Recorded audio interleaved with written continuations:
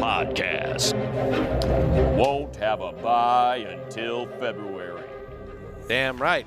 Welcome to another edition of the Around the NFL podcast, presented by the United States Marine Corps. My name is Dan Hansis, coming to you from a room filled with heroes Mark Sessler, Chris Wessling, and Greg Rosenthal. What is up, boys? Hey, Dan.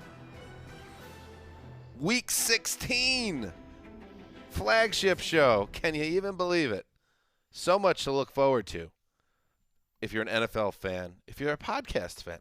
Not only do we have a lot of big games coming up, the playoffs, the Super Bowl. Also, as we announced at the end of our show on Thursday, the Around the NFL live podcast from Miami. Oh, my goodness, the Thursday of Super Bowl week from the Miami Improv. If you want to get tickets, hit miamiimprov.com/events and just scroll down the calendar. You'll see it. Also on our Instagram page, the ATN Pod. Is that what it is? The ATN Podcast? Yes. You could get the link in the bio as well of our profile. Get tickets. Bring your friends. Let's party. Bring many Miami. friends, please. We'll tweet it. We'll pin it on the Twitter account Around the NFL, too. We'll try to get some special guests, maybe Gloria Estefan. Wow, an owner. One of the Williams sisters. Basically, yes, the entire ownership group of the Dolphins we're going to gun for. And if we can't, Mark Sessler personally will spend time with each and every one of you after the show. Yes, I will. And whenever we do these traveling shows, and it's been a couple Super Bowls, it's a treasure emotionally to find out. You know, we're very big in Miami, and it's just that that's being confirmed through a lot of factors, factual things. So it's exciting. Shows. You know, It was quite a point, Mark. All right, so yes, be there. That's going to be fun. We're looking forward to it. We have a lot to get to. Oh, my goodness. Greg, this is one of your biggest weeks of the season in terms of playoff computations. This is when we really lean on you, and you understand that. You know that. I've been, preparing. I got extra sleep. I did push-ups. Those calculator buttons, don't press themselves. Plus, your family's out of town. They've left you Yeah. for Japan. Yeah. And you now have all this time to yourself. I don't know what you're doing with all this time. I've heard some strange reports. I just hope all that free time doesn't lead to faulty computations. I hope so. I hope you're right. All right, so we're going to get to all the games. There were 3 games, of course, on Saturday, and we'll get to them in fairly short order. But let's start with a couple Sunday games that really jumped out to us. Yes, including one that could very well end up deciding the NFC East. So let's start in the city of brotherly love. Prescott, back. Prescott steps up. He is firing deep, and it is incomplete. Incomplete. Broken up by Sidney Jones, who made the play of the day against the Giants 2 weeks ago. Well, Sidney Jones just made the play of the day because he is stride for stride down the sideline and able to get the football out intended for Michael Gallup down that left side. This game is not over yet. Oh, but it was Brad Sham, the Sham God, and Babe Laufenberg with the call for KRLD. Yes, Sidney Jones broke up Dak Prescott's fourth down pass to Michael Gallup in the end zone. And then the Eagles were able to run for complete a first down pass, run for another first down, and end the game. They win 17-9 over the Eagles. And the Cowboys had a chance, West, to win the division. Didn't come close in this one. And the Eagles are the team. They're playing like a true team when it matters most. And the Cowboys, they just seem to be busting apart at the seams. Well, I think it's the second time in 3 weeks where you look at the Cowboys operation and the blame just gets spread across the board. Starting with the coaching staff, they were just running into stacked boxes. Seemed like the entire first half on early downs when the Eagles' cornerbacks were injured. They were lining up to take numbers at the medical tent for a while for the Eagles. There were so many injuries. And the matchups, you could tell, was the Cowboys wide receivers on the Eagles cornerbacks, and they kept running on early downs. And then you spread the blame to the players because, Amari Cooper drops, Jason Witten dropped, Randall Cobb a couple of drops, Michael Gallup dropped, Dak Prescott, who's got a bum shoulder, a couple of misfires, especially the Tavon Austin got wide open on the final drive with a chance for a long touchdown. There was a third down throw that Dak missed to Amari Cooper. The defense could not stop the Eagles' screenplays and Miles Sanders. It was just a poor effort across the board. And this is to play like that with the season on the line twice in 3 weeks, just terrible. I look at the passing game, and I know Dak Prescott's injured, but it's 2019, and you're dropping back to pass 44 times, and the Eagles didn't really have much pressure on him. They ended up with 4 QB hits on the day, didn't have a ton of hurries. If you look at the PFF pass blocking grades, it's all great. So you get great pass protection. You got Dak, you got Amari, you got Cobb, you got all these players, and you can't throw the ball against a team that in the Eagles that's given up some pretty big point totals to some pretty bad offenses lately.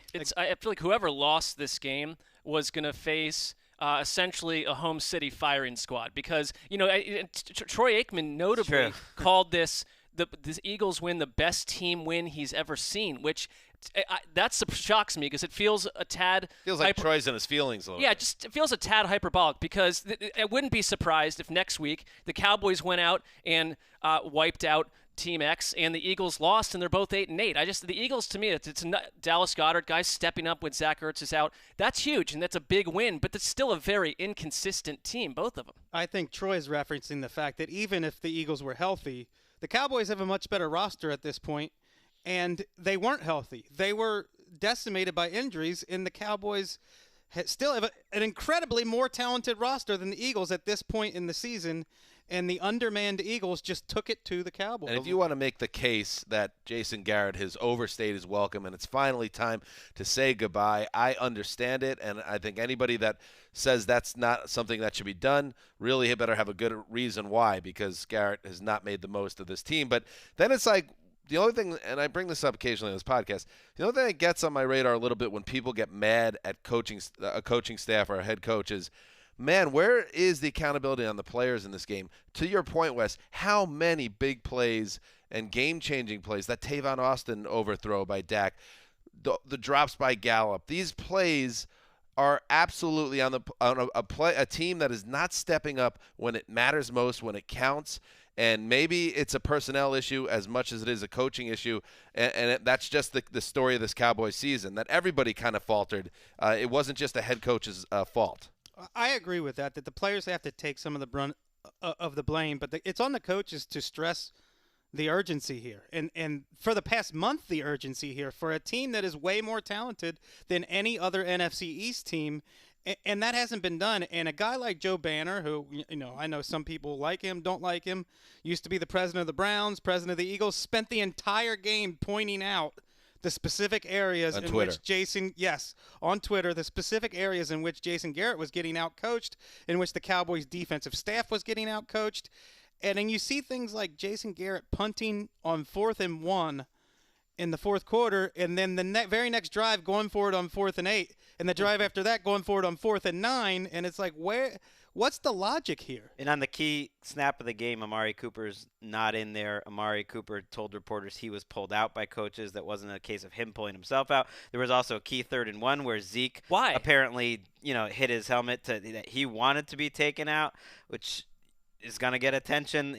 One of the big – I'm sure he was tired and all of that, but that's a play that you expect Ezekiel Elliott to want the ball and to be on the field. Yeah, it's like they have 3 more wins, the Cowboys do, than the New York Giants. It is completely unacceptable. From where we were at the beginning of the season, you looked at this roster up and down, that the blame is spread everywhere, but the coaching staff has found a way year after year to not maximize the roster. Well, they can't – I really do think there is something unique about Dallas that – because of Jerry Jones and the way he treats his players, because the way the city treats their players, that they struggle with success. And just because it keeps happening every single time they have a good season and they expect the next season's going to be every one, year. It never happens because football, there's such a small margin between these teams. When you lose a little bit of that edge, it's huge. And I think the biggest mistake Jones made in the Garrett era was 2013 after their 3rd straight 8-8 when Garrett had blown so many game management situations over and over and over again. And to me, that felt like the time where he had shown that he wasn't your coach. And here you are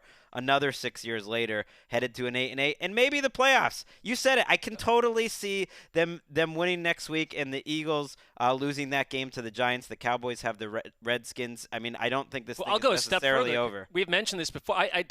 This season has been so up and down. I think the Eagles will win, by the way, but it's just possible that you'd like to think that, but weirder things have happened in our universe than 2 weeks from now. We're talking about the Cowboys in the wild card round having shocked a team at home, or a team like the Seahawks, or the Eagles. And I just want to give the Eagles the credit they deserve here because absolutely, Carson Wentz leading the way for the past 3 weeks. How could you not be ultra impressed with him? In the last 2 years, he's been basically sidelined by injuries this time of year, and what you've been able to see. And even today, another example. We already have he has almost nothing to work with at the wide receiver position. This game, he loses Zach Ertz, who is his security blanket, his everything. Some quarterbacks would go into a shell at that point, and he would have a perfectly good excuse. In this case, Dallas Goedert, and to Goedert's, on him, good for him. He was able to step up in a big spot here. 9 for 91 and a touchdown, and they just made the plays, and he's played mistake-free ball, and as sloppy as Wentz was when they were struggling, these last 3 weeks he has been exactly who they've needed. Greg Ward outplayed Amari Cooper today. And we touched on this in the preview of this game, that the Eagles have something on offense now that they didn't have a month ago. Greg Ward, Dallas Goedert, Zach Ertz, Miles Sanders. This is way more than they had working for them a month ago. And Carson Wentz. And Wentz, the difference today, I thought, was in these 3rd and short situations, in these 3rd down situations, Wentz found a way to move the chains, whether it was by rushing, whether it was avoiding pressure and hitting receivers. Dak did not find a way to make those plays. And as good as Wentz has been playing late in the season, Miles Sanders has over 300 yards in the last 2 weeks. That's been huge for them. That is monster. You're getting Christian McCaffrey. Granted, it's 2 weeks, but he had some games before that. But you're getting Christian McCaffrey production out of Miles Sanders the last 2 weeks. He's now one of 5 rookies in history to have 500 yards rushing and receiving in the same rookie season. The Eagles are a win at the Meadowlands against the Giants away in Week 17 from the NFC East title. Let's move on. The Saints are a team that will be playing postseason football, and they had a chance to strengthen their chances at a bye in Nashville. What happened? Breeze under center here, I formation. Josh Hill motions left to right. Breeze is going to look to throw. Rolling to his right, throws, and it's caught. And guess who? Michael Thomas. From 2 yards out, Mike Thomas gets the touchdown back, and he now extends his lead 145 receptions in one football season with a game to go. Look out now. Zach Streif, Saints Radio Network with the call. Yes, in Week 15, it was Drew Brees making NFL history. In Week 16, it was Michael Thomas's turn. Thomas set the single-season catch record and caught the game-icing touchdown pass you just heard in a 38-28 win over the Titans in Nashville. At 12-3, the Saints remain in the hunt for the number 1 seed in the NFC. Greg, This was another impressive win for a Saints team that looks ready to do some damage in January, regardless of where they fall in the playoff bracket. They look like a Super Bowl team to me, and I think Super Bowl teams have these check marks games that they have to go through. And they lost that tough one against the 49ers a couple weeks ago, but down 14-3 on the road. You have 2 of your starting offensive linemen out of the game. Your offense, and Drew Brees was just furious through the first 5 drives of this game. They had 1 field goal and 4 punts, and you're playing a good team on a short week, and they score 5 touchdowns in their next 6 possessions. And they put up 38 points in Tennessee. And Tennessee's a little banged up in the secondary. They were without Derrick Henry in this game as well. And Jeffrey Simmons was out. They might have been looking a little bit to Week 17 just in terms of those decisions, but they were playing as hard as they can. And for an offense to just take over, that's the Saints to me. And I really love their chances of getting a bye. We'll have to see what happens in the next couple days or next week or so. But they are putting themselves in position to be in the Super Bowl. There's a lot of bubbling up on Twitter of when they were struggling against the Titans at one point in this game that, oh, it's just like every other Saints team. You put them outside, they're not going to be able to do anything, and that's going to happen. But no, I think that there's a reason for that belief because it has been true of dome teams, and it's been true of Drew Brees. But it hasn't been true of this New Orleans Saints team. They're 6-1 on the road this year versus 6-2 at home. They have the best record in the NFL on the road over the last 3 years. So if they got some bad luck and did have to play some games on the road and don't get that bye like they're hoping for, I do think that this is a team that can beat anyone, anywhere in the NFC.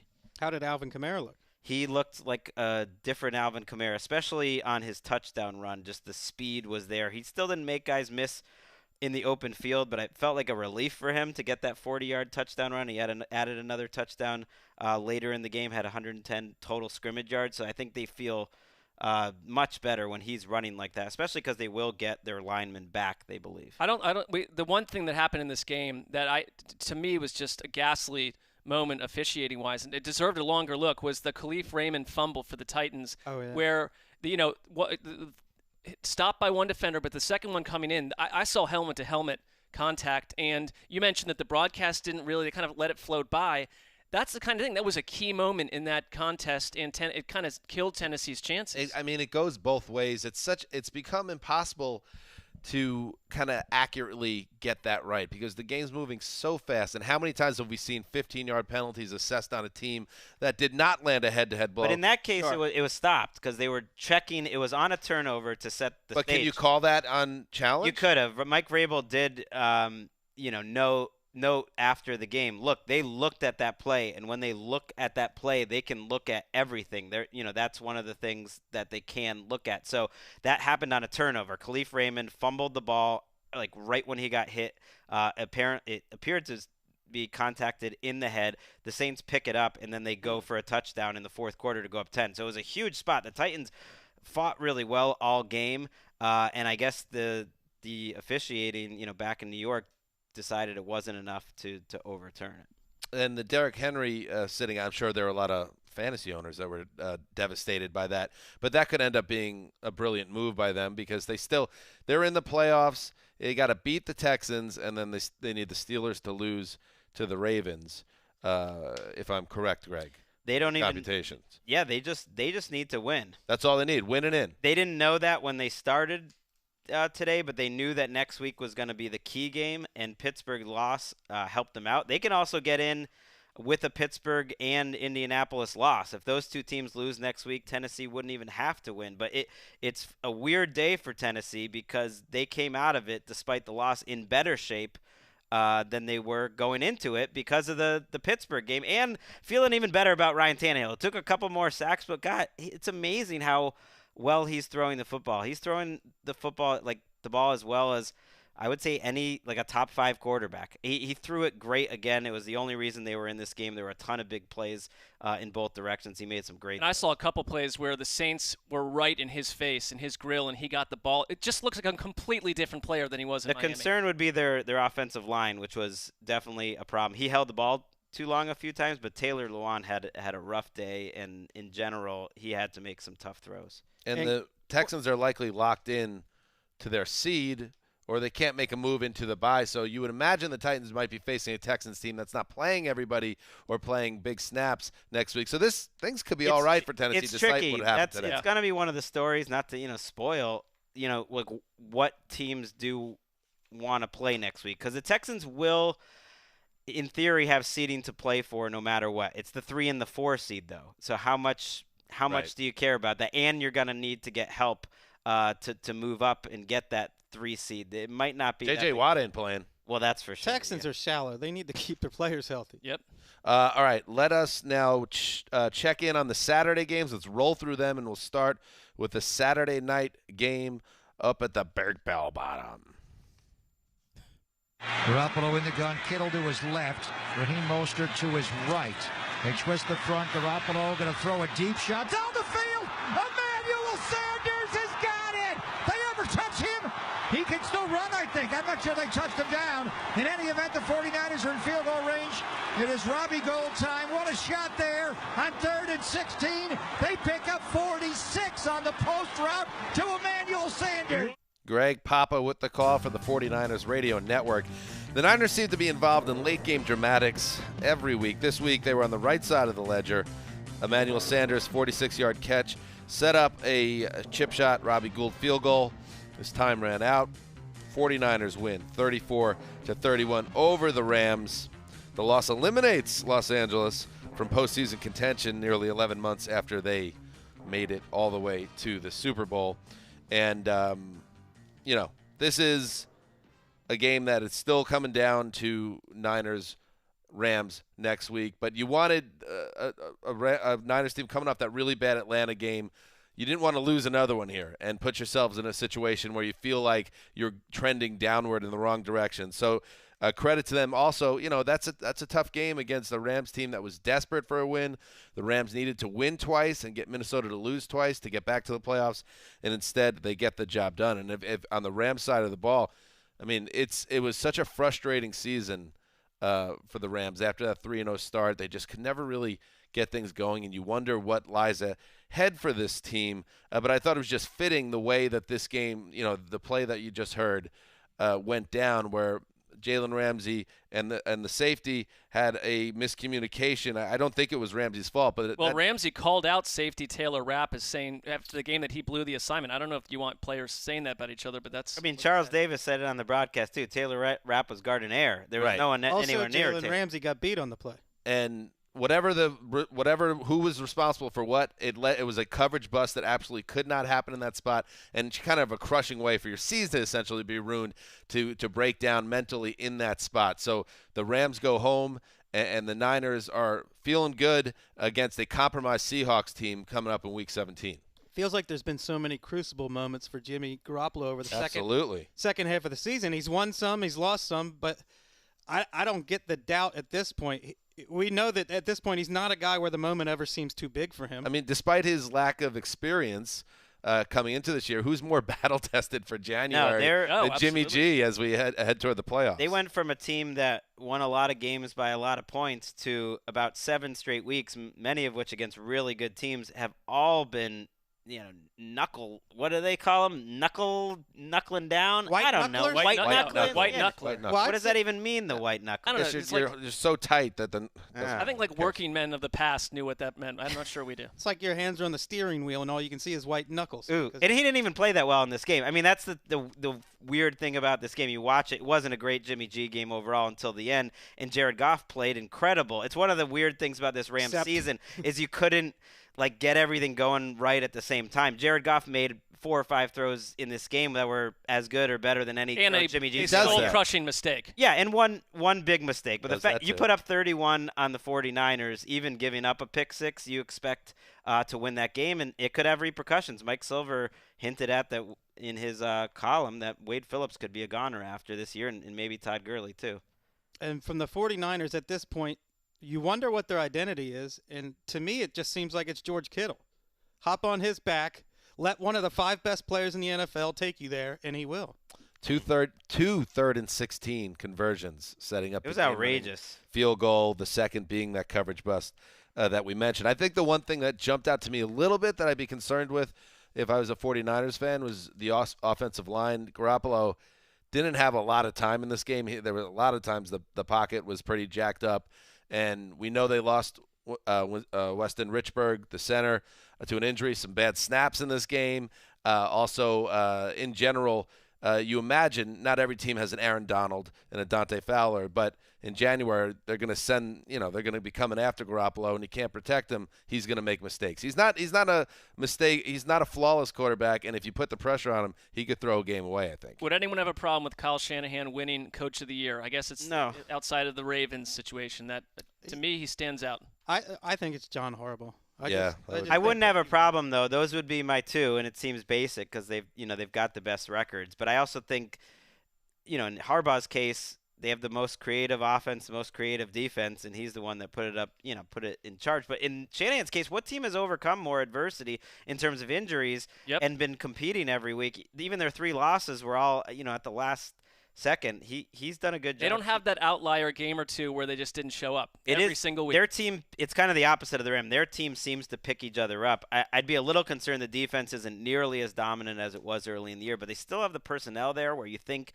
that with the right matchup and in the playoffs that they're certainly, like last night when see him healthy. When I'm watching this 49ers defense, I'm always thinking their defense is going to make a play, and they did make a couple. I feel like the arrow's been pointing up on Gurley in the second half. And I know due to his contract, it'd be very hard to get out from under it. Would they be that desperate to lose him? I know he didn't have a big yardage day in this game, but I don't know. He has been moving better in the second half. I guess maybe they're looking for a fresh start. Maybe we're in that territory. Feel like a lot of changes could be coming to the. I mean, and Mike Silver noted it, but they put themselves in a kind of win now mode where they're not winning now, and they have no draft picks coming up. There are some questionable transactions and moves attached to that front office. Silver's column, which was very good, made it seem like McVay was more pressing for more changes after this loss than the Super Bowl loss, that he took this one harder. All right, let's check in on the early game on Saturday. Empty backfield now for Jameis Winston. Here's the snap. Winston, quick throw left side, intercepted at the 40-yard line. Jaleel Adai with the pick. The Texans have the ball at the 38 with 1:27 left, and the Bucs with only one timeout. Mark Vandermeer with the call for the Texans. Oh, here we go. Uh-oh. For the Texans. Copland. For the Texans.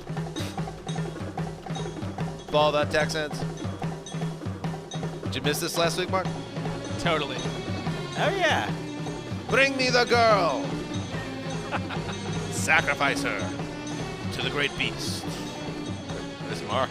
Look at those moves.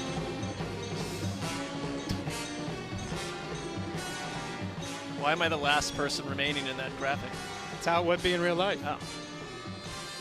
The Texans forced 5 turnovers. Bradley, Robbie. Return. The Texans were the recipient of 5 turnovers. 4 from the quarterback, Jameis Winston, including a pick 6. The 6th pick 6 by Winston, tying an NFL record.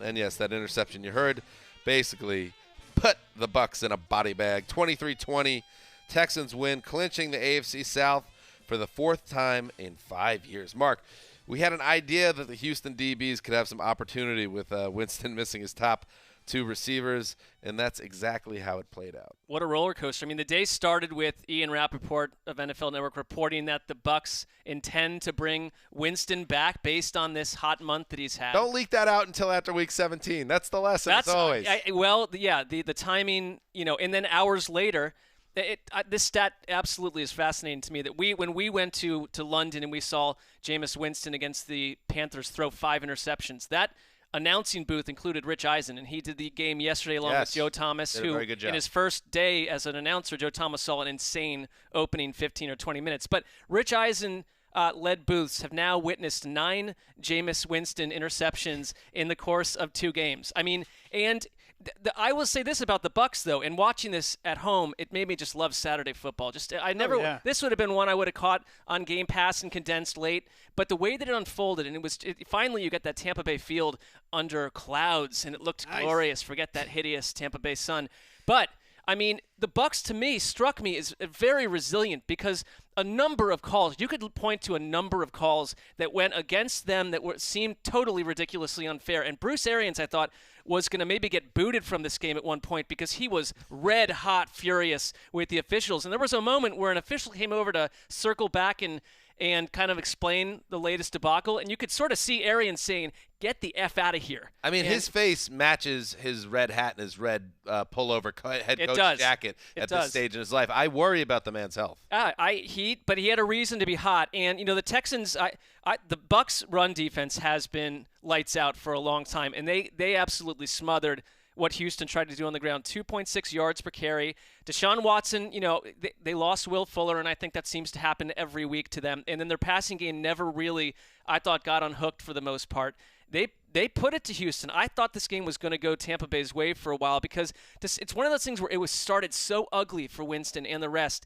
And then they still were only down like 10-3 and hanging around. And the Texans, and they're an up-and-down team, were refusing to put them away. But Winston did what he does at the end, too. It did feel that way. Like this was a game that Houston would let get away, and it would destroy them. And but it didn't, because to the Texans' credit, they do find a way usually, and they have their hiccups every so often. But they do a good job closing games out. But at the same time, one of my big takeaways from the game was that they're in trouble again because.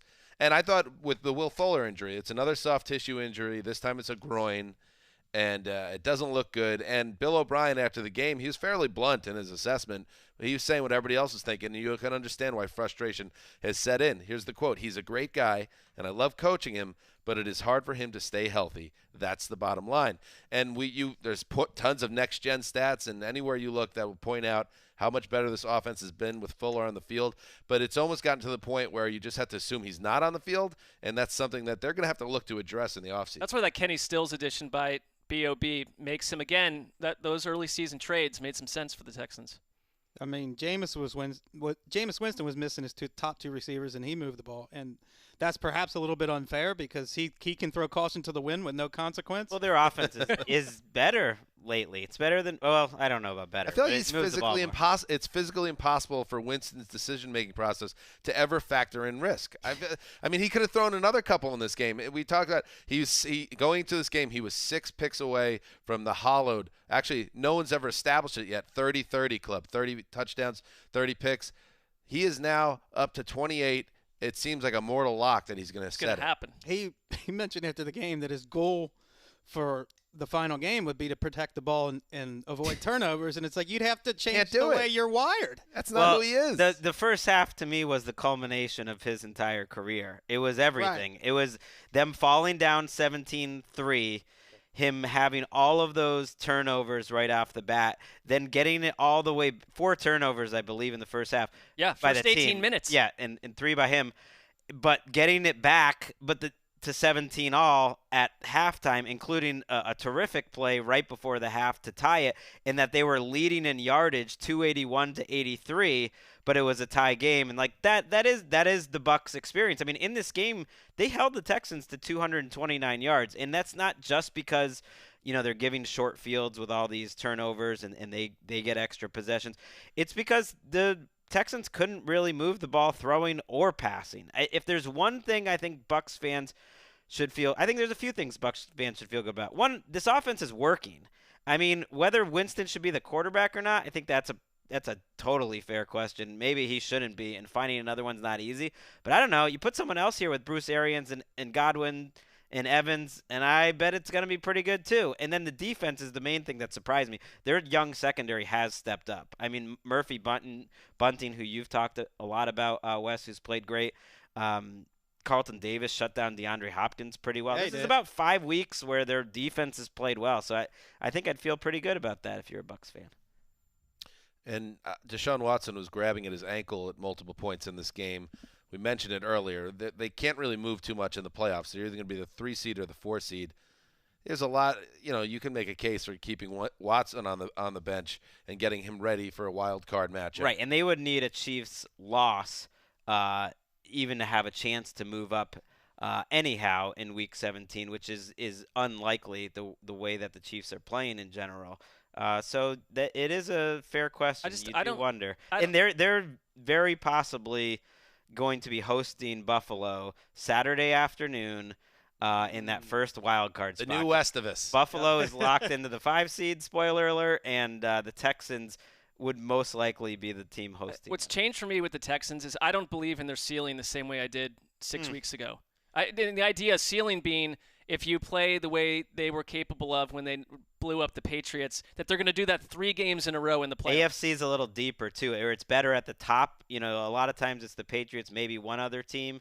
Now you've got at least 2 or 3 teams that are going to be tough to get through. Are there more Texans games than Bengal games on Westivus now, Wes? Has it reached that point? Wow, it's close. Westivus being the Texavis. Saturday early wild card round game that the Bengals dominated throughout the early part of this decade. Well, by dominate, you mean lose.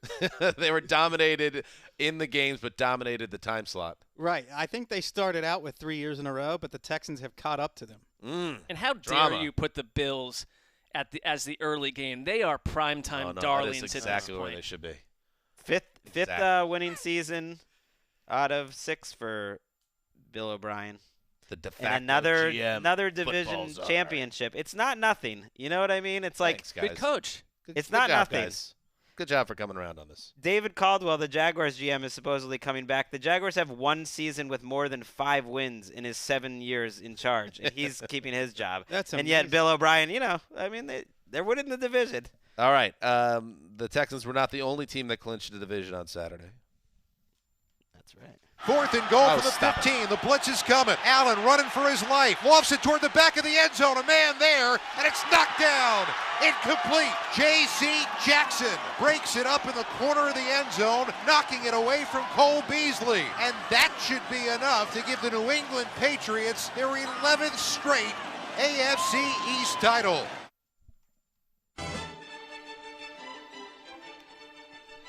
Westwood won with the call. I don't know why, but that's what we have. The Patriots rule the AFC East for another year. Josh Allen marched the Bills inside the Patriots' 10 in the final minutes, but the New England defense held, securing a 24-17 win that clinches the division and keeps the Pats in line for their unprecedented 10th consecutive playoff bye. Yes. Maroon. Listen, here's the thing. This is my takeaway from this game.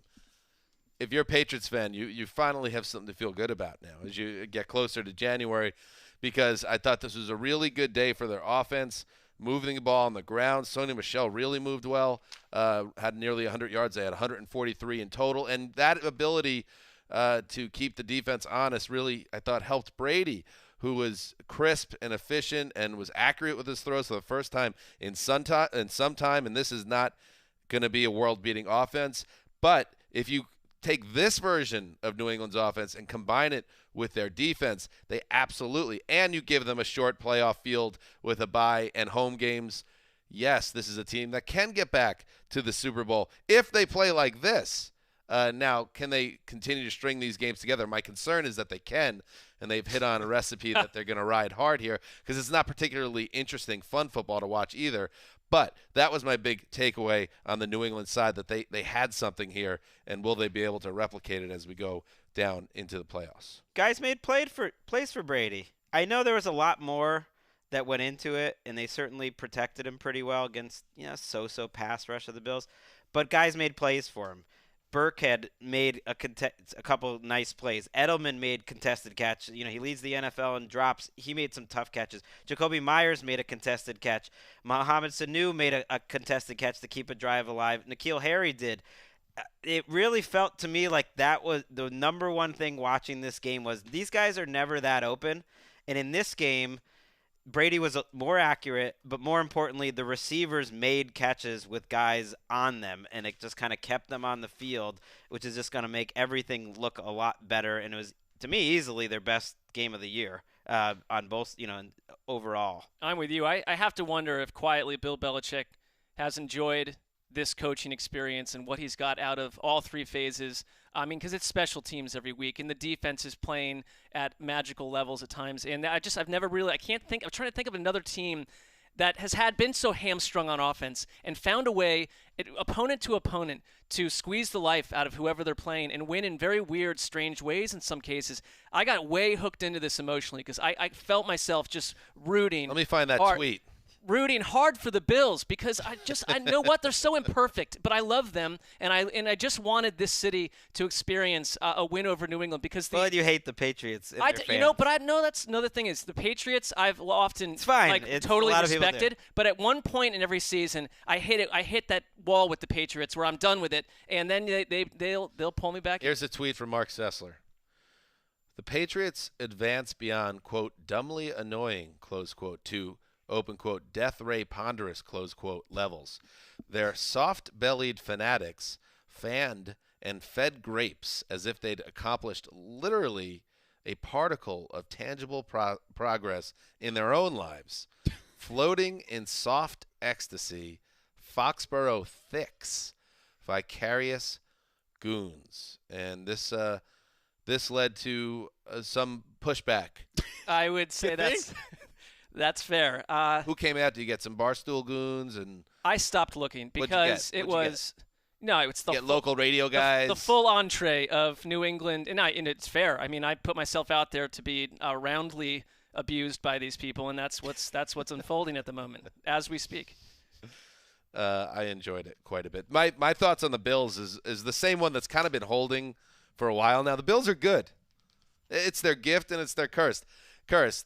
And when you're good, you could beat terrible teams, and you could beat bad teams. You could beat mediocre teams, and probably more often than not, this Bills team could beat other good teams.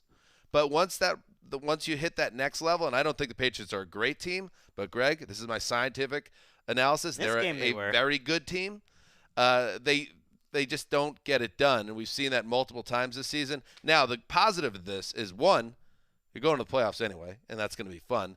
Two, with 2 narrow losses to the Patriots this year, you know that this gap is not wide any longer, and it's something that you're trending in the right direction. It's something to build on next year because everyone in the AFC East, the number one goal now entering the season is knocking the Patriots out of their division chair.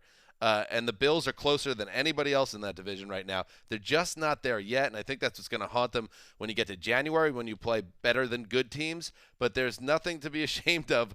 Anything they've done this season, good for them for hanging tight in this game. We've been through almost 2 seasons of Josh Allen, and I understand that he's often the problem there. But I don't get this skepticism that he can't possibly develop into a good quarterback. He's been confused by the Patriots twice now, and I know that's no small thing, but in the fourth quarter when you throw out the game plan and ask the quarterback to win the game for you, and he didn't come through, but that drive was really impressive. When I watch his playing style and athletic ability, he's the closest I've seen to a young, raw John Elway. He just has so much similarity to him as far as athletic ability, arm, ability to make plays when it breaks down, ability to drag the team down the field. But nothing close in terms of accuracy. Well, Greg, you didn't watch John Elway when he was young, and he was incredibly inaccurate, and he was just as raw as Josh Allen. He had some hideous box scores back then. He was not a fantasy-type quarterback. Look at his stats from early in his career. The thing with Allen made some great throws. Look, he did. Absolutely did. I thought the Patriots defense played their normal game, a really good game. They didn't force a single turnover, so that's abnormal. But the Bills were in this game because Josh Allen had 2 just gorgeous throws. The touchdown at the end of the first half to Dawson Knox, which seemed like it would be a killer, considering how well the Patriots had played that half to go in tied. And then the touchdown to John Brown, where Brown ate up Stephon Gilmore and Devin McCourty. Those were unbelievable, and the fourth quarter drive was awesome too.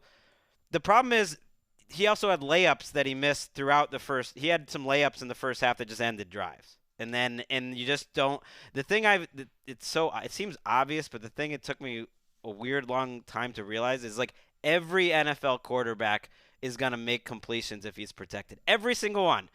That's how good they are. But Josh Allen does not all the time. And so that the fact that he doesn't fit into that bucket where I think even the Mark Sanchez's or whoever, they're going to complete passes when they're protected like that. It just worries me. But he obviously has a lot of other good qualities that makes up for it and puts them in this position. And he's entertaining to watch. Yes, he is. He is. I don't know. This the way that game ended with Kyle Van Noy getting 2 straight pressures was, to me, kind of an undersung part of it. Is he beat their left tackle Deion Dawkins 2 straight times. He is their best pass rusher. He is their best player in the front 7. It was too bad he didn't make the Pro Bowl in my mind, but that was kind of a classic way. Their pass rush sealed that game. They got him for the sack, Allen, and then it was basically a jailbreak, it looked like, on the last play of the game, leading to the incompletion. So they have to beat the Dolphins next week. That is essentially a playoff-like game for them, whereas if they beat the Dolphins, then they advance to the divisional round. I love their You don't chances. see Brian Flores being involved in some ping pony stuff that allows New England to fly right through Miami like a brick through a piece of paper? You got to convince Ryan Fitzpatrick. Right, exactly. I mean, first of all, this Dolphins team hasn't laid down for anyone. But they did play once earlier in the year, and the Patriots Dolphins won spent that game. plenty of time laying down to the Bengals towards the end of that game. I was going to say, the same that. Dolphins that blew a 35-12 lead earlier today. Hey, they won it. Let's move back to Sunday. Empty backfield. Jackson out of the shotgun. Wants to throw. Blitz pressure coming. Jackson hit.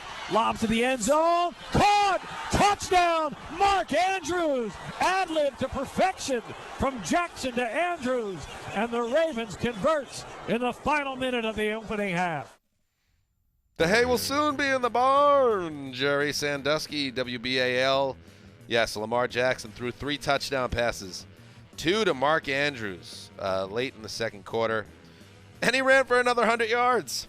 Lamar Jackson, this is, if there was any doubt, this kind of removed it. He is the MVP, and you'll find out for sure in about a month. But, yes, the Ravens clinched the top seed in the AFC playoffs for the first time in their history with their 11th straight win, 31-15 over the Browns. Mark, Baltimore's offense took some time to get going, but there's an inevitability about this team. They just always get you in the end. They do, and the reason I asked you to play that highlight was that it capped or was right sandwiched in between a sequence that went from the end of the first half early into the third that highlighted for me everything that's wrong with the Browns and everything that's right with the Ravens, where basically, all right, the Browns are up 6-0 and had done a really nice job on defense of making this a tough world for Lamar Jackson and the rest of the offense. And they had another Mark Ingram fumble, which happened the first time they beat Baltimore. Things were going their way, and their offense, has issues, Cleveland. But they basically, so the Ravens go on what is a very quick 2-play, 63-yard touchdown march. All right, takes about a minute. The Browns. Quite a march. I don't know if that's a march or just like basically just threw a rope for a touchdown. The Browns get the ball back, and they're down 7-6. You've got to find a way to get out of that half before – just stop the bleeding. Get out of that half because you're kicking off to Baltimore. So what did they do? They fire off a string of passes. They're 3 and out, and their drive takes 23 seconds. You give the ball right back to Baltimore on a short field, and that just happened, the highlight. So suddenly it's 14-6. You come out of half. You kick the ball back to Baltimore. They rip down the field on 13 plays, 69 yards, taking up 8 minutes nearly of the third quarter. That's a march. Right? That's a march. And they're up 21-6, and you know the game is over. And the game is over because they are well coached. They understand situational awareness. They understand how to deal with the final 2 or 3 minutes of a half and maximize it and use it in a way that destroys their opponent. And Cleveland is absolutely the opposite end of the spectrum. They looked lost, completely lost. You have, by the end of this game, Odell Beckham screaming at Freddie Kitchens on the sideline. Now, they said later, because this was the Browns climbed back in and went for an early 2-point conversion when they would have needed another touchdown to tie. And, you got Baker Mayfield throwing to Ricky Seals-Jones, where Odell Beckham is basically Tony Romo thought he was annoyed at Freddie Kitchens for saying, why isn't the ball obviously going to me? Why is not the whole play on our season is on the line with a very little oxygen left, and we're throwing to Ricky Seals-Jones.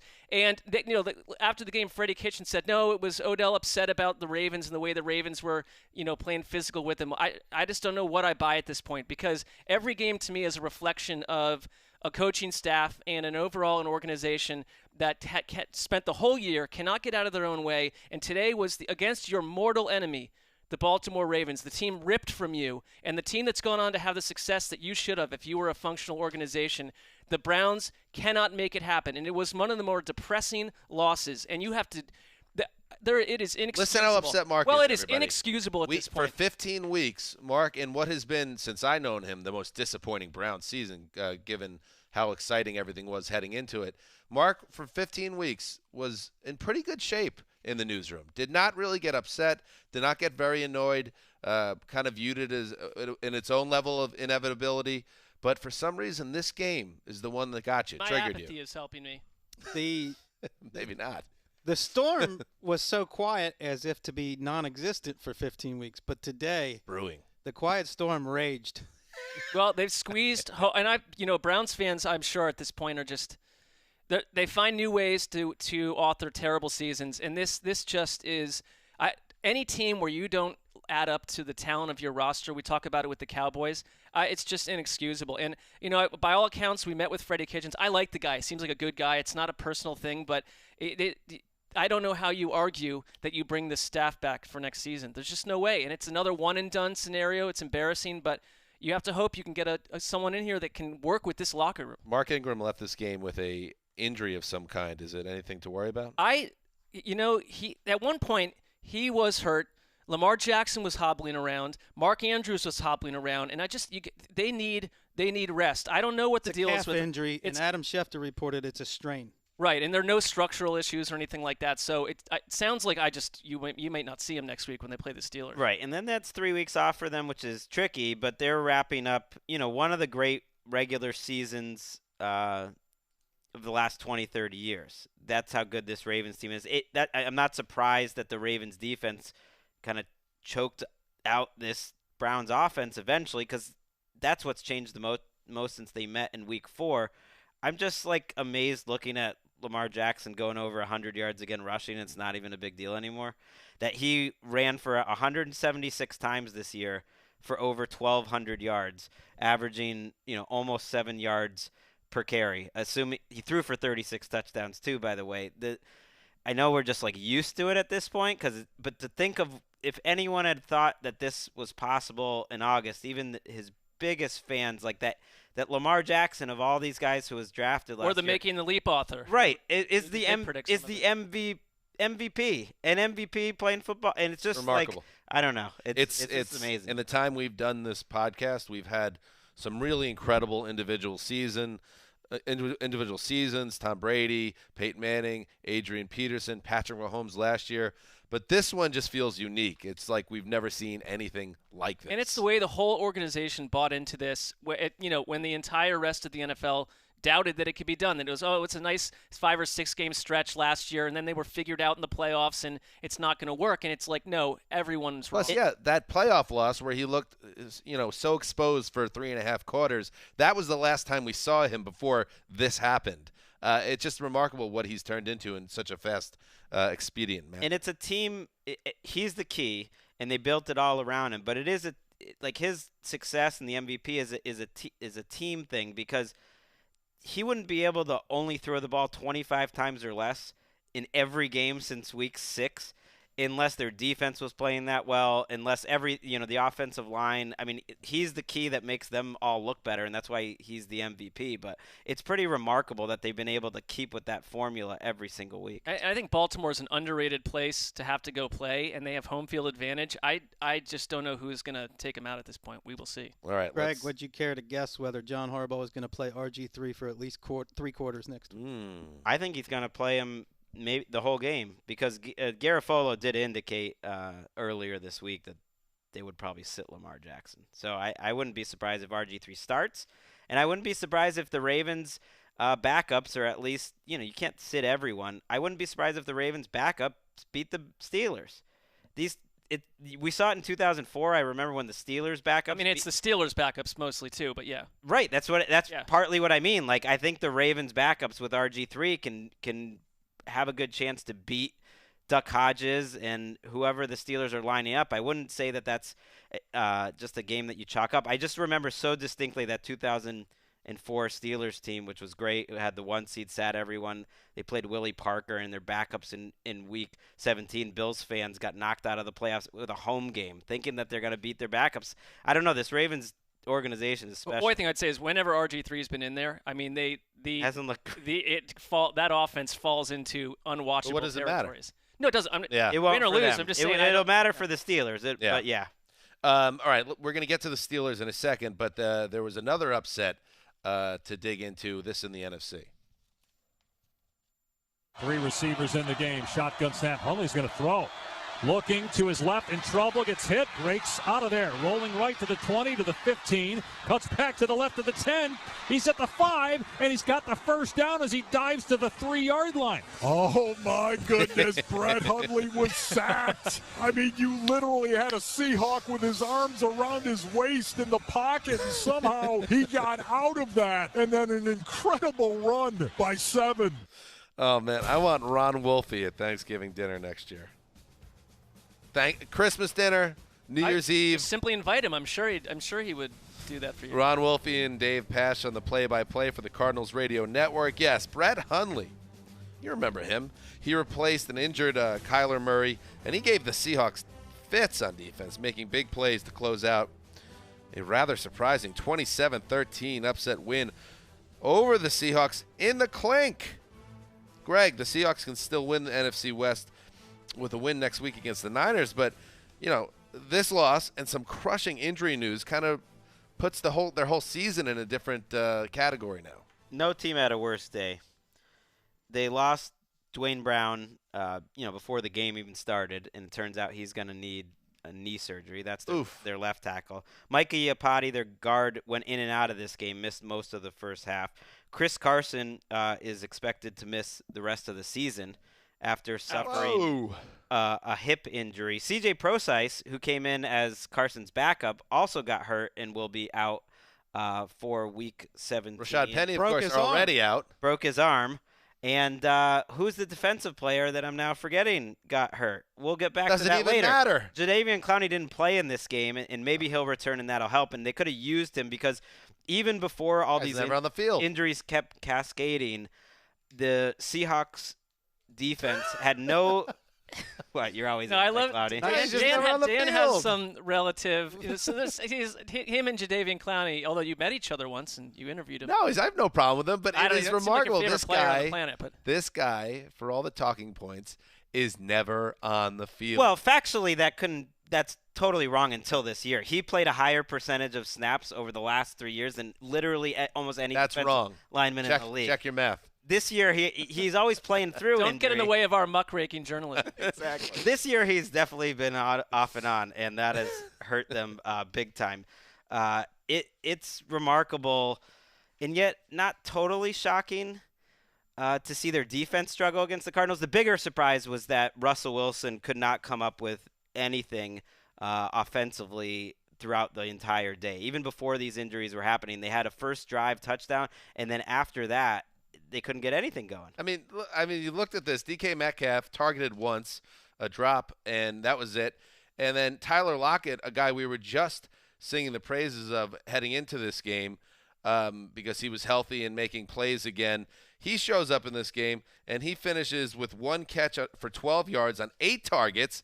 This is not what we expected ever from the Seahawks offense. And I know this doesn't, as I laid out at the top of this does not end their season, this loss, but it's just something seemed very wrong with the Seahawks. How many people out there lost their fantasy championships today and probably maybe didn't get there because of what's happened to Chris Carson? And then how many won because they had Kenyon Drake, who has 6 touchdowns in 2 weeks and went off for 166 yards today, turning David Johnson once again into a raging afterthought. 2 carries for 3 yards for David Johnson, who was once viewed as like the future of the position. And the Kenyon Drake's a free agent, so they have to decide whether to pay him and cut David Johnson or pay both or what's going on. Well, they're going to cut. They're definitely cutting David Johnson. And they did say they want to sign Drake. His price tag went up, but he fits that offense. I give Cliff Kingsbury so much credit, and it was almost fitting that his best moment as a coach, a rookie coach, was with Brett Hundley on the field running plays. The fact that they were able to still have a decent running game, and some of it was just improvised Hundley scrambling, but some of it was Kenyon Drake's runs that were very creative, that even with Hundley at quarterback, they were able to move the ball. The Seahawks did come back. They were down 20-7. They cut it to 20-13. It's 10 minutes left. The clink is going crazy, and you think, okay, they're going to come back and win this game. That's what they do. And then the Hundley-led Cardinals go on a 9-play, 78-yard, 5.5-minute touchdown drive to end the game. That was the most surprising thing I saw all day. Chandler Jones, 4 sacks, 2 forced fumbles. Oof. Now joins Robert Mathis as the only players in history with 19 sacks and 8 forced fumbles in a season. That includes guys like Deacon Jones before the sack was invented per Pro Football Journal, which has researched all those guys. Wow, good from the Pro Football Journal. Yeah, from they're busy over there. He's got to be in the mix for 1982 Defensive Player of the Year, too. Okay, and I get that. He's been one of the most underrated guys. He should probably be an All-Pro. But take a game like today, going against the backup left tackle, Jamarco Jones. Yeah. And I want to see you do it against the best left tackle in the league. Here's one thing I love about Chandler Jones. One of those forced fumbles was him running 17 yards down the field to knock the ball out of David Moore. And that was one of the things I loved watching him when he was on the Patriots. He is just a man on fire every play in terms of his hustle, and that's sometimes why he gets these like clean-up coverage sacks. So credit to him, but I do want to quickly mention how poor Pete Carroll handled this game. In my mind, it was just ouch. It was a Pete Carroll game. Seahawks fans know what I'm talking about. He's been waiting all season for this, folks. No, I've done it a couple times. Thrown out of Seahawks corner. Now it's his turn to get revenge. All right, third and 1. Russell Wilson throws the ball deep. He's at around the 40. I think past the 40-yard line early in the game. He ends up throwing it deep, taking a shot on 3rd and 1. He said after the game it's because he assumed they were going to go for it on 4th and 1. But nope, he's got Pete Carroll as his coach. He should know better. Not only did they not go for it, they punted the ball instead of attempting a 51-yard field goal. Later in the game, Jason Myers, the same kicker, hit a 52-yarder with room to spare to that same end. That's fair. That's fair, Doug. In the fourth quarter, they had a 4th and 3, I believe, in the red zone where they decide to kick a field goal to make it 20-10. So they're trying to catch up with field goals instead of going for it on 4th down. And then there's also a 3rd and 3 before one of these field goals where you hand it off to Travis Homer. That's the one that got me. 4th-string running back.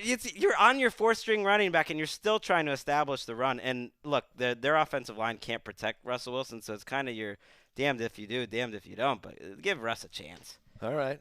That's fair. You feel better? Oh, yeah, that was good. And Chandler Jones, 19 sacks. The record, quote-unquote, 22.5. Michael Strahan, give that record its dignity back. It was stolen when Brett Favre slid at Michael Strahan's feet on the final game of the 2001 season. A disgrace. Well, taking it away from Jets great Mark Gastineau. Now give it its dignity back. And what does he need? 19, somebody do the math. Another game like today. Game like today. That's against Jared Goff and the Rams, whose offensive line is not exactly a shining star. Get that record its dignity back, Chandler Jones. The further we get away from the Brett Favre, it's really funny he did that if you think about it. I mean, that is like outrageous. that he liked Strahan that much, and that he was just like collegial enough that so much revisionist history here. Isn't it a bootleg? He turns around and Strahan's in his face, so he decides to take a plunge. No, it was it late in the game, and the Packers, I believe, had it sewed away, and it was pretty clear that they set it up. Favre said it himself. Yeah, Favre said he basically said, "I'm going to roll this way and set it up because they're winning." He's admitted that. Yeah, I mean, it's a disgrace what happened. All right. Kyler Murray, I didn't even mention, in a hamstring injury. He made a couple of good plays before he left, but you would think, well, we'll see. Yeah. He hurt his hamstring. And who's starting at running back for the Seahawks in the biggest game of the season? Travis Homer? Yeah. Jeez.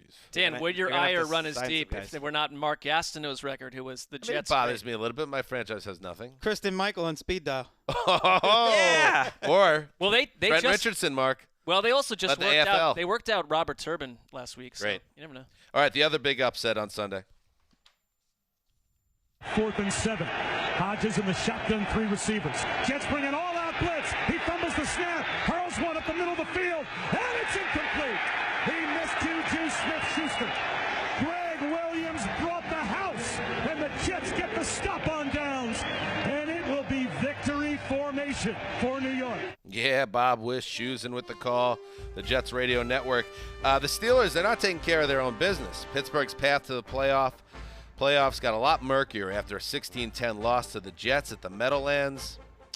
This was a game that featured a Duck Hodges benching, a Mason Rudolph injury, a Duck Hodges return, but no Steelers magic on offense.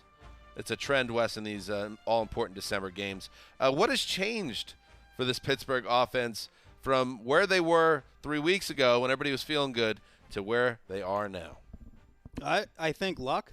Like Duck Hodges was always a little over his head that he wasn't good enough to be playing. I mean, he was your boy, though. No, anyone who sometimes. wasn't Mason Rudolph was my boy. I think this is being way misrepresented. Grass is always greener. Every time I talked about Duck Hodges, I said he has obvious limitations, doesn't have an NFL arm, and is an undrafted free agent rookie. Well, you said he was clearly, the best quarterback is sitting on the bench. And unfortunately, this was the last 2 weeks have been a Mason Rudolph, like performances. I mean, 17 throws for 84 yards and 2 picks in this game for Hodges. Well, there was an 8-possession sequence from the end of last game through the beginning of this game where he threw 5 interceptions and had 3 3-and-outs, and there went the Steelers' season. And they have gone 7-3 in their last 10 games, and in 3 losses they've averaged 9 points. And I would say to Hodges' credit, he threw 2 early picks, which led to the benching. He comes in on that last drive. He throws a pretty nice ball to James Washington in the end zone on 3rd down, and Marcus May, who had a nice game for the Jets, did a really nice job in one-on-one coverage because Greg Williams, he was aggressive. He went after him twice in a row. And then on 4th down, a snap that he drops. It wasn't a great snap, but Hodges probably should have caught it on a fly. But he recovered enough to give Juju Smith-Schuster a chance, and this just has not been Juju's year. He didn't even really come close to it. But so Hodges didn't totally flame out in the last possession like he did the previous week. But at the same time, Wes, and you talked about this downstairs earlier, it's just another reminder the Steelers are paying for their sins of never finding a real capable person to put behind Big Ben. Well, every team whiffs on some guys, but whereas the Patriots find a Jimmy Garoppolo and a Jacoby Brissett, the Steelers have had Landry Jones, Josh Dobbs, who they traded away, Mason Rudolph, who flamed out, and they had to turn. I mean, how many times have you ever seen a playoff contender play an undrafted rookie at quarterback? No, but they loved Mason Rudolph in the – you couldn't see him in real games, but the reports on him where the coaching staff was smitten with his, traits and abilities, and then you get him in real live games and you realize, and we are a week away of very possibly having an 8-8 team in the AFC make the playoffs. And put the Steelers in that flock of clubs that have to look back on a game like today and a series of games that just could any of these teams get hot and get and make it happen? I mean, there's an absurd scenario happening at the end. Right. I think if you're the Chiefs, who at least right now are holding the 3 seed, you look at the differences in danger compared between Tennessee and anyone else that could get the 6 seed, which at this point is just Pittsburgh and Oakland, who will get to. And to me, the Titans are a very dangerous team if they get in as the 6 seed, and right now they are in position to do that, whereas Pittsburgh and certainly Oakland would be a lot less. Well, and Dan, you talked about how Duck didn't do so badly on that final drive, but after they put him back in, and even before they put him back in, he played scared too much in this game. That's fair. Dan, he got rid of the ball too quickly. He was afraid of pressure. He played scared. I saw your tweet, and it reminds me just of basically everything happening in Cleveland, where there was the report that the locker room is down on Gase for his tough guy act, and that they've been responding more to Greg Williams. And I feel like, there were predictions that the two of them could butt heads. Not that they are, but does it change the way? I mean, are we? I was just going to say my point I was going to make before we moved on was that Adam Gase is a profoundly unpopular figure among Jets fans and perhaps inside his own building. But to his credit, after that 1-7 start, they have a chance to go 7-9 if they win on Sunday, and that is nothing to celebrate.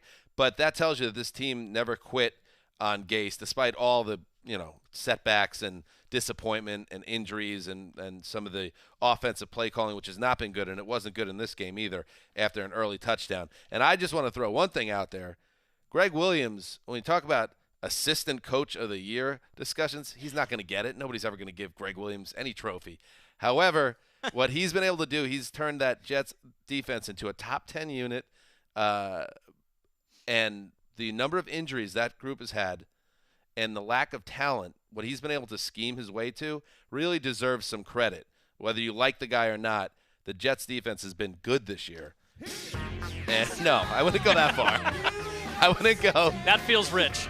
We don't get on in New York City for it, but and I don't know if he's going to be back either because, he's a guy that burns out quickly behind the scenes as well. But he gets credit for that. TJ Watt, big forced fumble in this game. Yeah. Maybe helps his defensive player of the year.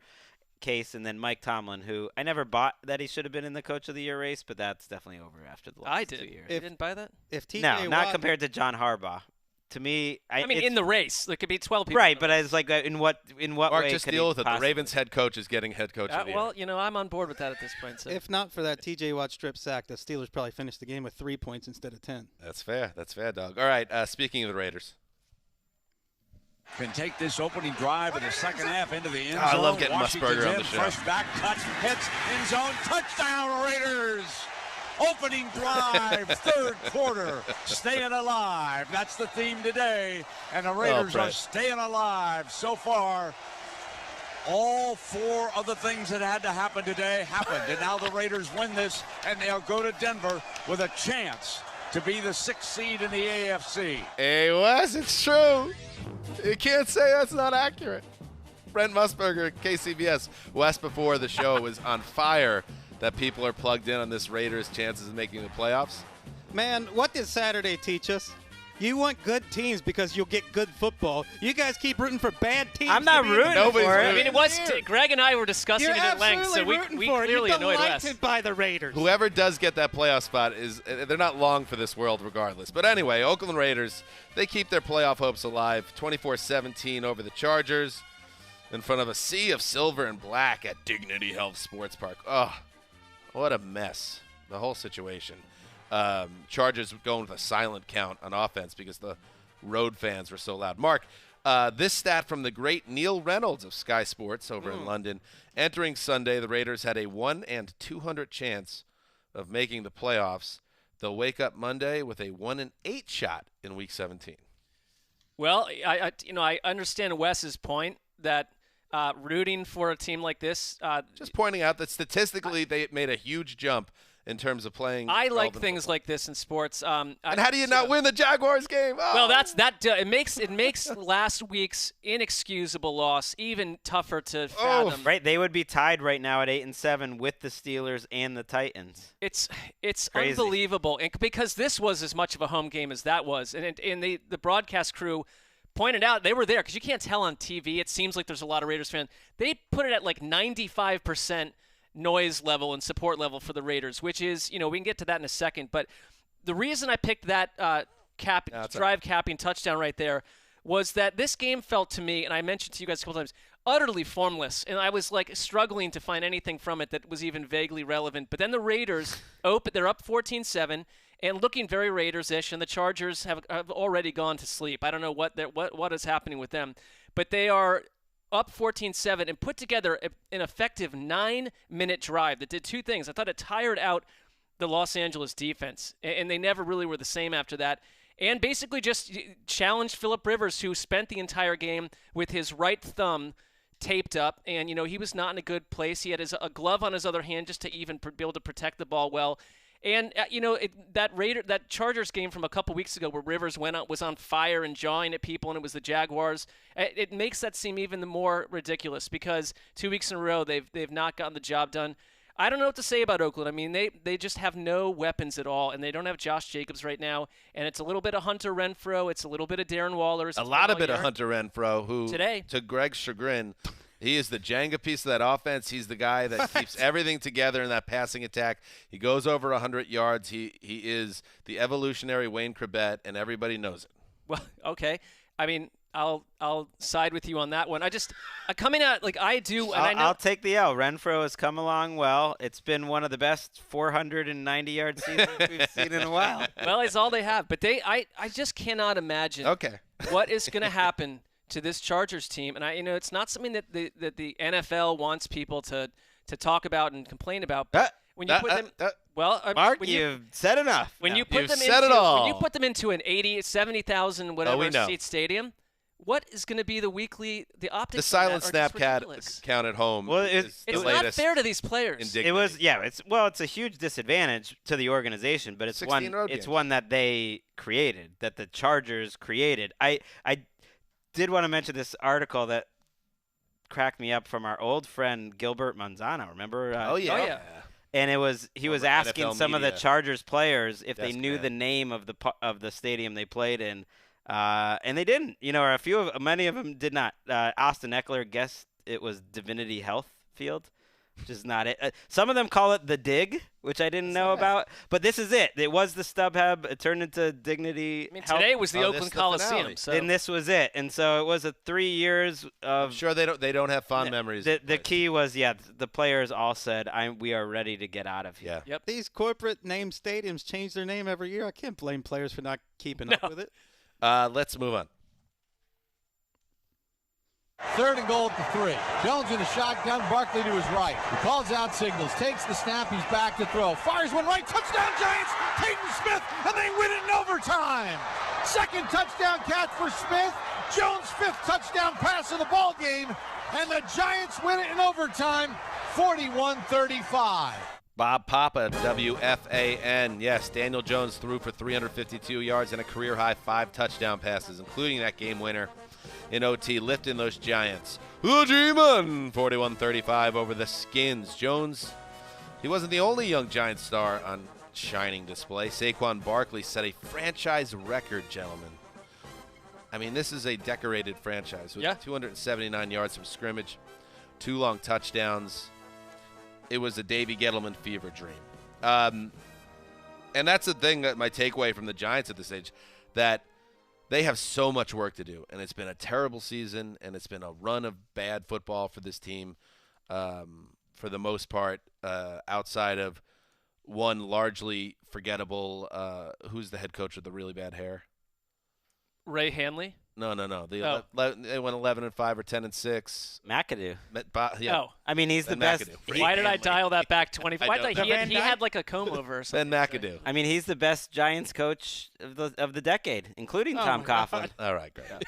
You lost twice. You got beat twice. Actually, that was let it go. That was this Tom decade. 42-46 is never going away, Greg. Anyway, they have so much work to do, the Giants, and Dave Gettleman doesn't deserve a parade because a lot of his moves haven't worked out. But there are worse places to be in than to have a high draft pick, and I don't know the salary cap situation, but to have Daniel Jones, and this is not his first game this season where he's piled up these monster stats. 5 touchdowns. I meant to go back and check it out. According to Gil Brandt on Twitter, Jones is the only rookie since at least 1950 with 350-plus passing yards, 5-plus passing TDs, and 0 interceptions in a game. And Barkley, this is the performance you expected more of these type of games, but it's just a reminder of how incredibly talented he is. He is the type of guy that you could get on his back and he'll take you to the Super Bowl if you have the right team around him. So as far as the Giants go, they have so much work to do, but they have 2 potential big pieces. Barkley, we know, he's already a superstar. But Jones has shown certainly enough in his rookie year to make you think they have a guy that they can really build around. I found it interesting, this report that when Dwayne Haskins went out with an ankle injury, that Redskins owner Daniel Snyder told him not to come back in the game. Or is that not? Haskins clarified after the game that the doctor told him not to. And then the owner basically said, listen to the doctor. That feels less controversial. Yeah. Well, that's the way it was spun after the game. Yeah, by the the initial report was curious. So that's what Haskins told the media, and then a Redskins spokesman came out immediately. He's like, no, that's not how it played out. Case Keenum came in and almost led them to victory, but because the Redskins defense was so bad and lost it in overtime, you got the Redskins with the number 2 pick in the draft, which in this draft, especially with Chase Young sitting out there, is very advantageous. They just need to lose once more. Yeah, that feels possible. I was kind of blown away that after Case Keenum led the Redskins on a 99-yard touchdown drive to pull them within 1 point and with 29 seconds to play, they opted to kick the extra point and play for overtime. It's like, what are we doing here? The move is to go for 2 there. You either win or lose, and by the way, wink, wink, throw it over the crossbar, and let's get to town with Chase Young. But anyway, he kicked the extra point, and Daniel Jones did the rest. I set up all that Gettleman stuff, and it was just silence in the room because nobody likes to talk about Dave Gettleman. No, I was waiting for someone else. Fun. Every time one side says, look at the scoreboard, the other side looks dumb for a month. I would like to have a parade for him. I mean, that would be fun. Just to I have mean, a it has not gone. it hasn't gone well, and they now they're set up for the number 4 pick. It looks like they'll stay ahead of Miami next week as well in terms of strength of schedule. So if they don't win, they're at number. But I'm not 4. crazy. Jones he's stacked together. I know he's had bad games too.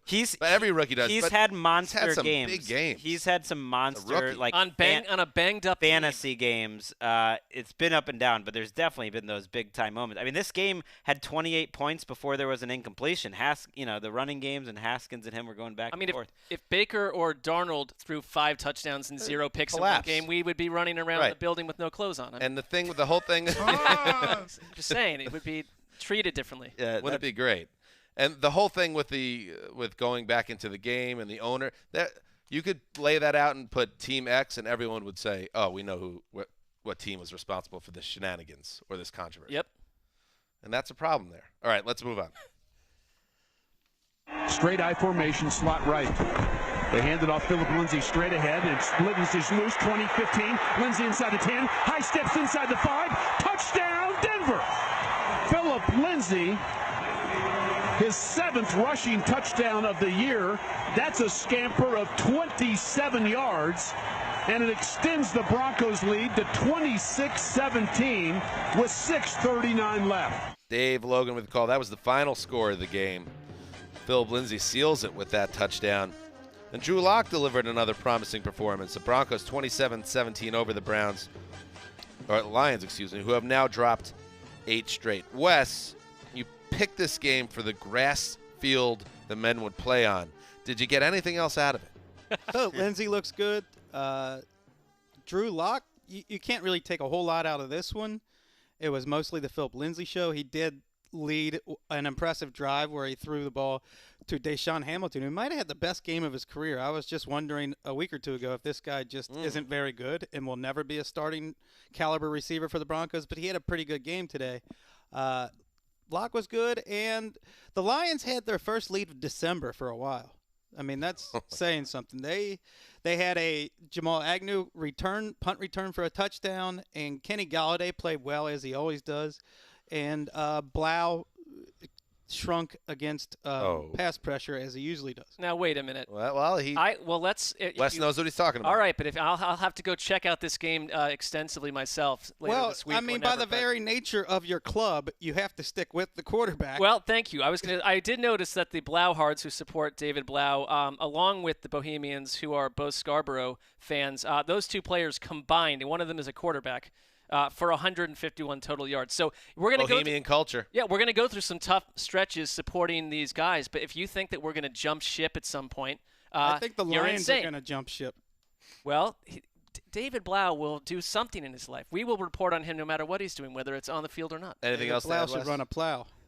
Anything else? Lions up to the number 3 pick. Kind of snuck in there.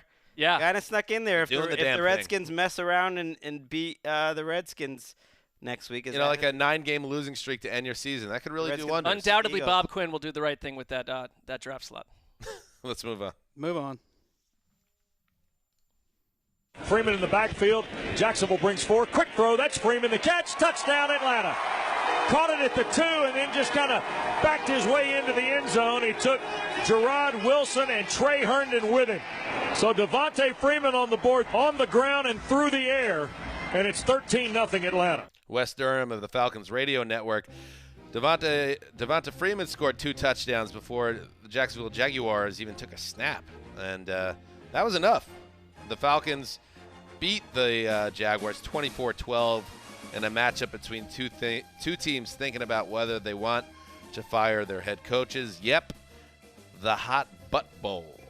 So this would be another positive Sunday on the Save Dan Quinn front, because they have a chance after a 1-7 start to finish the second half of the season 6-2, and that's the type of stuff that makes ownership think twice. Unless, of course, Arthur Blank already decided at 1-7 that he wanted to hit the reset button. We'll find out soon enough. And a couple things. We get the report from Ian Rappaport this weekend. Same thing. Let's hold off on this stuff. That Doug Marrone, after the Tom Coughlin firing, might actually be safe, and he might continue on in 2020 as the head coach. Along with David Caldwell. With David Caldwell, the GM, although Tony Khan, who we've met, very nice man, he could end up having a greater role potentially in the decision-making of the team. And then you go out and the Jaguars, lay another egg in a game that 24-12 was kind. It wasn't even that entertaining. Your boy Minshew did nothing until the very end of the game. He had 19 yards passing, like with minutes to go in the second quarter. I know, but he's your guy, so I don't know. Well, and I want to focus on Julio Jones before we move on because, Wes, you made a good point when we were in our conversation about the all-decade team that almost flies under the radar a little bit how great this man has been. On Sunday, Julio Jones had his 55th career 100-yard receiving day. That is the most among active players, the fourth most all-time. And if he manages 84 yards next week, he'll tie Jerry Rice, yes, Jerry Rice, for the most 1,400-yard seasons at receiver. Juicy. And also, Julio's going to do it 6 years in a row if he does it. 6 years in a row. And keep in mind, Jones is still just 30 years old. It's been remarkable what he and Matt Ryan have done together. Yes, they blew the Super Bowl, but it's not all about that. What these two guys have done as a tandem. Oh, by the way, Julio Jones didn't blow the Super Bowl. No, yeah, he made the catch that should have locked up the Super Bowl against the Patriots, but that's a different conversation. This is a tremendous player. We get to watch greatness every Sunday, even if the Falcons aren't very good. Let's move on. Left-footed kicker gets this one away. A high spiraling kick. He turned it over. Backing up Nyheim Hines inside his 20. Now near side numbers 25, 30, 35, 40, 45 down the near sideline. Has the punter to beat. Near side, he's at the 30. He's at the 20. He's going to go. Nyheim Hines, a punt return for a touchdown. Nyheim Hines takes it all the way back, and the Colts lead it 13-0. Matt Taylor, Colts Radio Network of the call. Nyheim Hines became the first NFL player in 7 years to score 2 punt returns in the same game. And he set up another touchdown with a long return early in the game. I mean, it's like 38-6 win for the Colts over the Panthers. This is one of the best special teams performances in NFL history based on what I'm seeing here. Yeah, I mean, you don't know what you're going to see when you sign up for Colts-Panthers in Week 16, but you got one of the great punt return performances. It was only 3 returns. One was for 40 yards, which set up their first touchdown, and then the next 2 was an 84-yard touchdown, which we heard, and the 71-yard touchdown return in the fourth quarter was even more electric. It wasn't just the blocking. It was him making guys miss. It just made me wonder, why was Nyheim Hines not the punt returner till this week? You got to get Bones Fossil in Carolina as their next head coach. Let's put this in perspective. There's only 6 guys who have more punt return yards all season than Nyheim Hines had on Sunday. Right, we're in an NFL where this isn't guy. happening anymore, and it's essentially Eric Metcalfian. Is it too late to make the Colts the team of around the NFL? Yeah, a little bit. Yeah. So he set it up. There wasn't too much else. I know our friend Spice Rack had a lot of hopes, hopefully just hopes, pinned on Will Grier today. And based on the text, it felt like a lot was on the line. Well, he was 0 for 7 with 3 interceptions on deep passes today, and we were told to watch for deep passes. They did. His first throw was like 50 yards down the field. It was pretty well covered. It fell incomplete. 2 of those interceptions were in the last 3 minutes of the game, so sometimes garbage time goes wrong.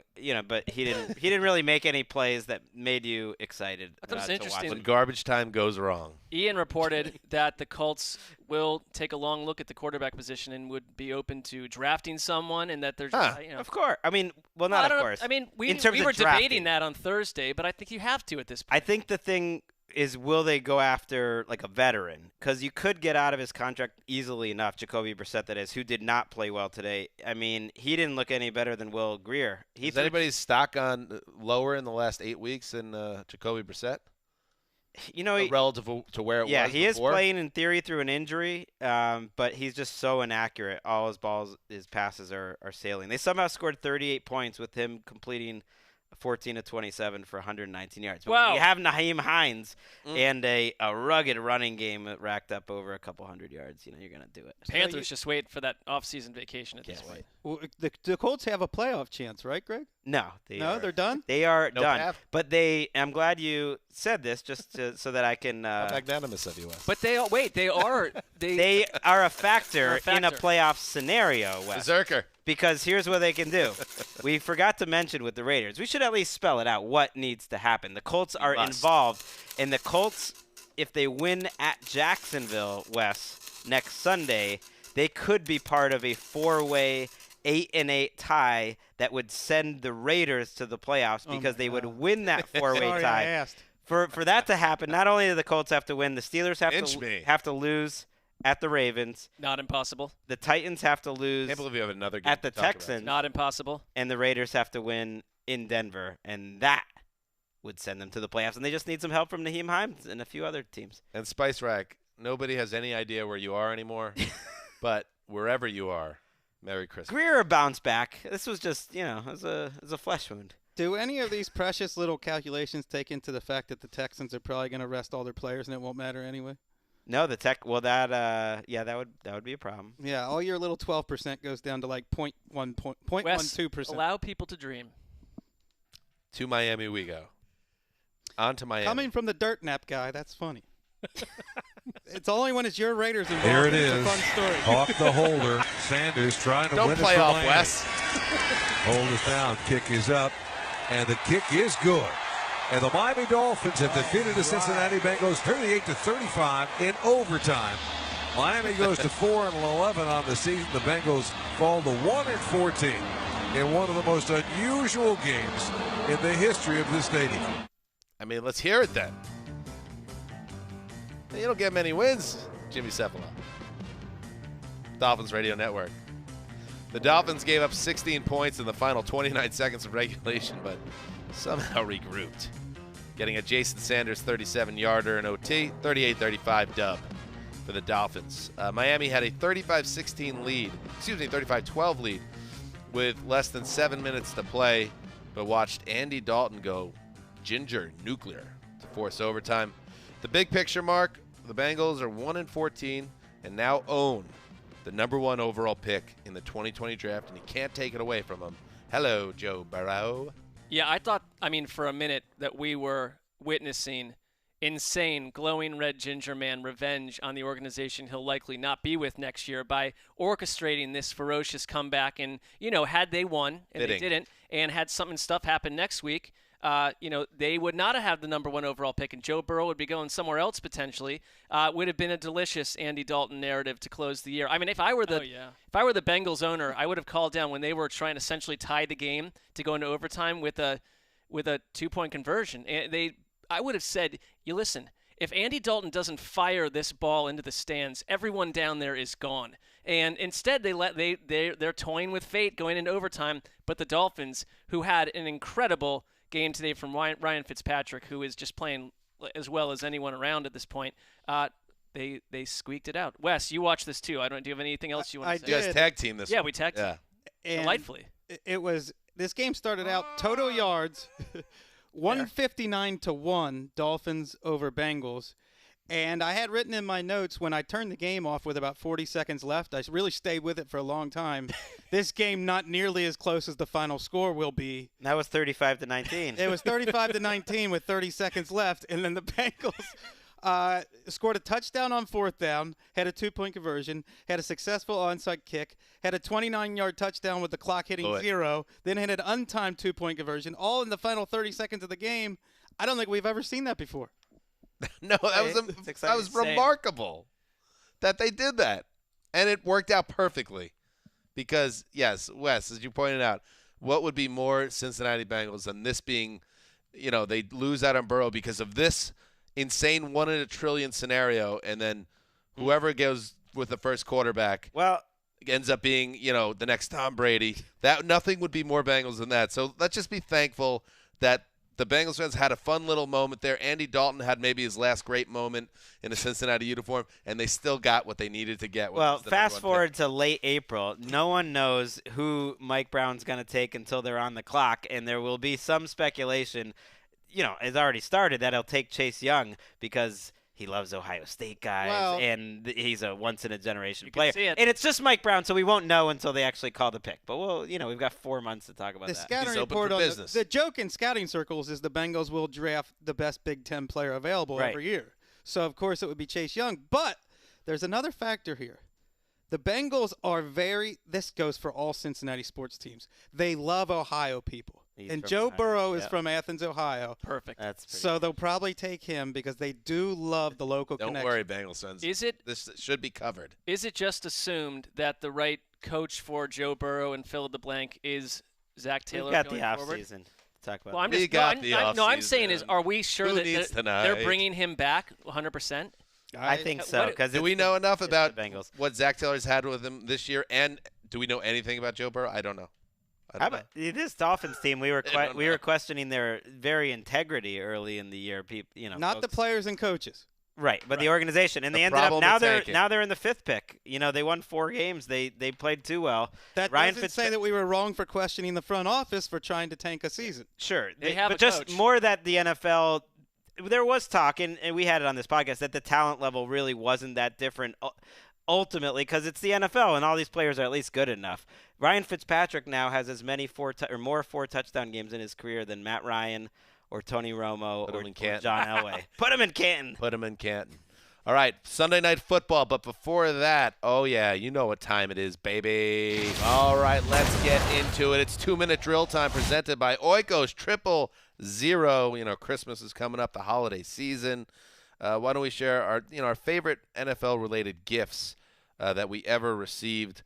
Mark, get us. Yeah, there haven't been a lot of Browns jerseys for people to buy me of late, but I have to go back to 1988 when I was in middle school. Had never been to a Browns game, living on the East Coast, and my dad, as a surprise for my birthday, basically took me to the airport one day and said, we're getting on an airplane and we're going to see where it lands. And I soon found out we were going to Cleveland to watch the Bernie Kosar-led Browns absolutely drop a 27-7 bomb on the Pittsburgh Steelers of the old. A much different type of Steelers the team than today. It was pouring rain. That's Reggie Langhorne right there who had the 77-yard touchdown against the fastest man in the NFL, Woodson. So I was sitting next to it was rain-soaked, sitting next to a woman who was in her 40s, and I'm in middle school, and she's just swilling beers and singing oldies. Now, I'll just never forget that day. It was a crazy time. Nice it was job great by to go old with man my dad. Sessler. Did a great job.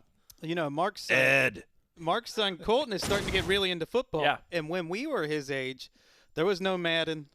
There was no Tecmo Bowl. This was before the widespread use of personal computers. How old are you guys? We don't have to, you can tell by this. We had games like this, Coleco and Mattel, little handheld devices where you would follow a dot across the screen, and that was your football on computer. I got one of these for Christmas, and we played with it, me and my brothers, for days and weeks and months to come. That's unbelievable. I mean, the Wessling family, eventually they had to cut it up and eat it for lunch. That's all we had. Peanut butter crackers and Mattel. Sometimes the best idea for a gift can go horribly sideways.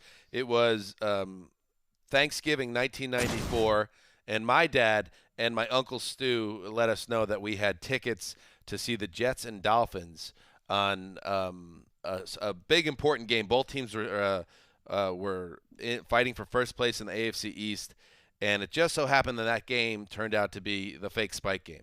And as you just saw there, that is the ticket stub of the game. And I remember it vividly to this day. I could tell you everything about the game, right down to the fact that it was Johnny Mitchell poster day. And after the game, everyone walking back to their cars at the old Giants Stadium, ripping up the Johnny Mitchell poster and throwing it on the ground and into dumpsters on the way back to their car. I'll never forget that game. And also, if you'll notice in this image, I also found when I was going through my things when my parents moved out of their house, that ticket stub and also this SummerSlam 91 wall hang. You know what's odd? It was Bernie Kosar, as people know, as the stories are told, that essentially came up with that fake spike and conducted He Dan was the Marino backup and friends quarterback to do it, of that team.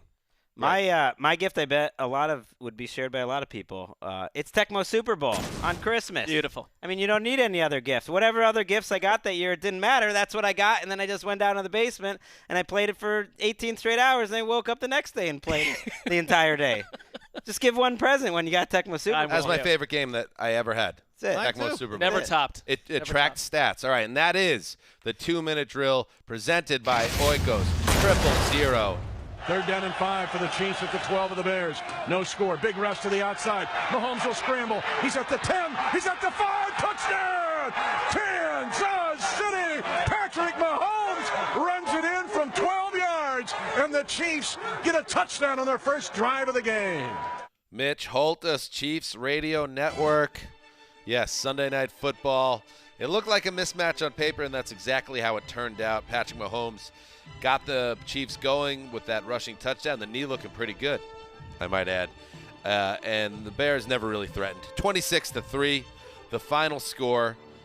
Kansas City moves to 11-4, keeping themselves in the conversation for a first-round bye as we head toward Week 17. The Bears playing out the string, and Bears fans who were loyal enough, or, they were already in the hole for the tickets, to go to this game at Soldier Field, got some booing in on Trubisky and the Bears offense, which was inefficient as ever, Greg Rosenthal. But that's a story for another time. The Chiefs keep rolling. It's part of the story here because this Chiefs defense is good enough, especially stopping the pass, to hold a really bad offense to 26 yards of passing at halftime, which is what the Chiefs did today. They are able to just strangle these poor teams, and we saw it last week against the Broncos, to the point where you feel like Patrick Mahomes in these couple weeks, it's like Michael Jordan going out on like a back-to-back against the Suns. We only need like 27 and 5 out of you tonight. Let's save the real fireworks for the bigger challengers up the road. Chris Jones and Frank Clark are healthy up front. They add Terrell Suggs. Juan Thornhill and Honey Badger feel like they're playing as one of the best safety duos in the league over the past month. And this pass defense gets better every week to the point where I think they're as good as teams like the Saints. Yeah, I mean, what defenses – look, the Patriots and Bills have better secondaries probably. They do, but even the best defenses that are making the playoffs, and I include the Patriots and the 49ers in this, I just don't feel that they're going to come in and like shut teams down every game. And the Chiefs have holes, but their defense is good enough. They're going to be competitive with anyone. I don't think they're going to be the reason that they don't go.